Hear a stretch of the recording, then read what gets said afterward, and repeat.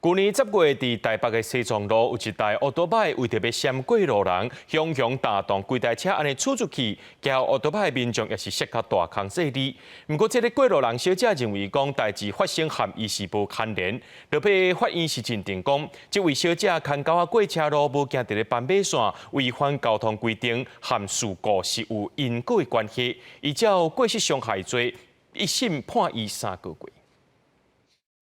穿蓝色衫的查某人是牵狗沿路边一直行，忽然间是徛伫路中，按落去甲伊的狗仔抱起来，放入去刹车内面，佮继续用物件，才对斑马线边仔继续行。一个奥多拜过来，骑奥多拜的忽然间摔伫涂骹。那骨头的部分是都还没有好，因为半月板的关系。已经过1年外，这身躯顶阁有伤，当作是这一摔，互骑奥多拜的张先生真侪所在拢挫伤，正面骹目的骨头拔去，半月板嘛受损。讲是为着要闪这个人，伊才会失控刹车，去甲报案提告。他完全主张是跟他无关，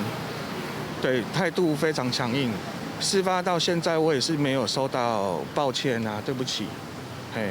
就是都没有得到这样子的回应。检方在侦办了后，对过路人王小姐起诉，伊伫主张讲，这骑奥多拜是家己摔的，和伊无关系，而且摔车的所在和伊有一段距离。双方调解足侪摆拢无成功，法官审理了后，照过失伤害罪判伊3个月，会当用罚金来代刑。闪红灯的时候，他应该要注意来车，他也没有注意，好，所以他这个会被认定有过失，骑士也没有减速，那他是刹避不及，所以自摔，那他这部分也是负有肇事的责任，只要同时构成车祸的原因，都是有可能评价为刑法的过失伤害。当来到代志发生的所在，伫台北市的西藏路，法院认为讲，这过路人无行斑马线，通过闪灯的路口嘛无注意来的车，过路无守交通规定，和事故有因果关系，但是王小姐是法无奈。我为什么会这么的执着？就觉得说我没有错，